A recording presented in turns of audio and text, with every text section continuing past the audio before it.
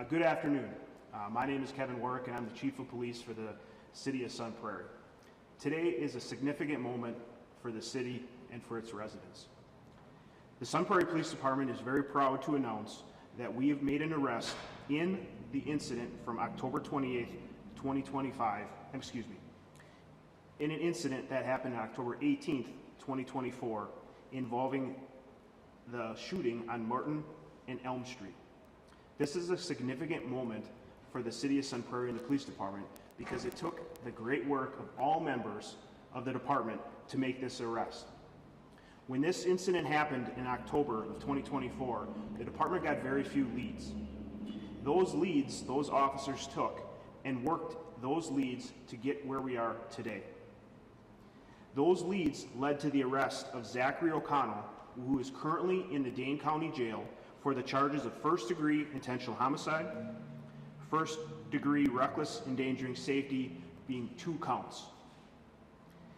It would not be for the perseverance of all our detectives and everybody in the Special Operations Division to make this arrest. Anytime a shooting occurs in a city, it affects everybody. The residents near Martin and Elm Street, they were scared that night. They even contacted city officials asking for updates from October to present day. We did everything we possibly can to make sure that we provided closure not only to the victim's family of this horrific and tragic shooting in our city, but to all the people that live in that neighborhood. We as a community have to come together, and this is exactly what the City of Sun Prairie did. We want to thank the community, one, for their patience, thank them for providing us the leads, and providing us the electronic evidence that they provided in this investigation. The reason this investigation took so long is because we worked very few leads to where we are today. We took the electronic evidence and ruled out locations of where the suspect could or could not have gone. In doing so, due to the hard work of the investigative division, they developed those leads in identifying Mr. O'Connell as the suspect. We, as a department, are often tasked with many things. Crimes don't stop and they keep coming in. But as the crimes came in, they always prioritized this homicide investigation. Homicides are never closed until they're solved. And this is a prime example of the work of the individuals in this case to never give up. And this is our commitment to the Sun Prairie community. As we did this, we want the community to know that no stone was overturned, every stone was overturned. We worked with individuals in the community to make sure that we did everything we can to provide closure so that we could provide this information not only to the victims' families and to the community. In addition, we have notified the victims' family of this arrest, and we're working with them to provide services because this is traumatic. It's just as traumatic as that incident on October 18th, 2024. But as we continue on and as we move on, we want the community to know that we will provide the same service no matter what crime occurs in this City of Sun Prairie.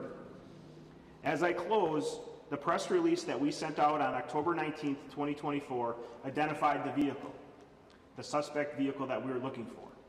We have that vehicle in our custody, and we are currently working with the investigative division to process that vehicle, and we are no longer looking for that vehicle.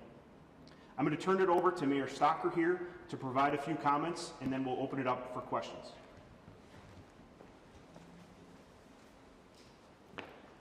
Thank you, Chief. Good afternoon and welcome. My name is Steve Stocker, and I'm honored to have been elected the Mayor of Sun Prairie. How appropriate on this National First Responders Day that we should be making this announcement almost to the day when last year the Martin Street neighborhood, as well as all Sun Prairie, were saddened by this shooting. Besides offering my thanks and gratitude to those who solved this case, I want to take this opportunity to honor the courage, dedication, and sacrifice of our police, firefighters, EMTs, and dispatchers for answering these calls in times of crisis. In closing, I would be remiss if I did not also thank the significant others and families who support these brave individuals. Thank you. Thank you, Mayor Stocker. Now I'll open it up for a few questions that we can take, and Lieutenant Thompson, who leads our Special Operations Division, will also help with any questions. You talked about tips. Is that something like ring cameras or like any kind of like surveillance type stuff? What was it, those tips that really put you over the threshold? Sure. Tips could be anything from intelligence, any tips, phone calls, leads that citizens report to us. When I refer to electronic evidence, that could be video cameras throughout the city. That could be flock cameras coming on one side of the city versus the other. So we were able to narrow down a geographical location of where we believe the suspect could have or could have gone, and we knew where he didn't go. What was the relationship between the two people in this incident? At this time, we can report that they're associates of one another. The criminal complaint will come out and specifically probably describe that, but they were known to each other. Records show that O'Connell was in custody after the homicide. Was he a suspect, or did you guys have an eye on him before the tips came in and you guys put two and two together, or?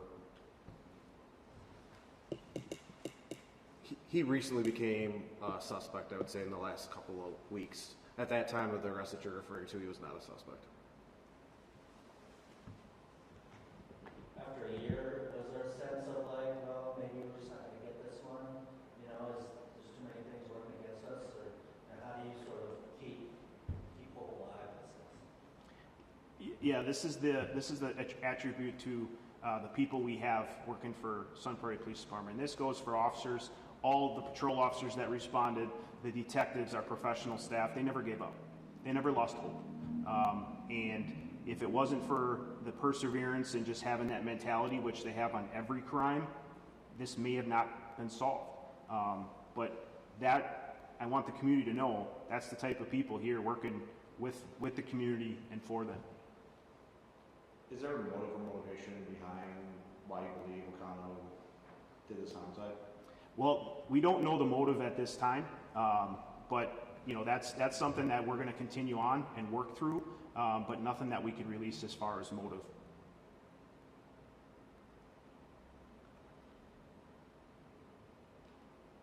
All right, thank you, everybody. Thank you.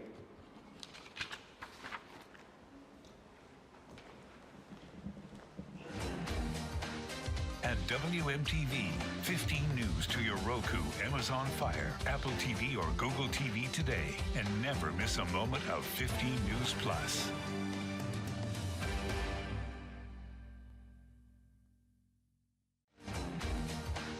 At WMTV, 15 News.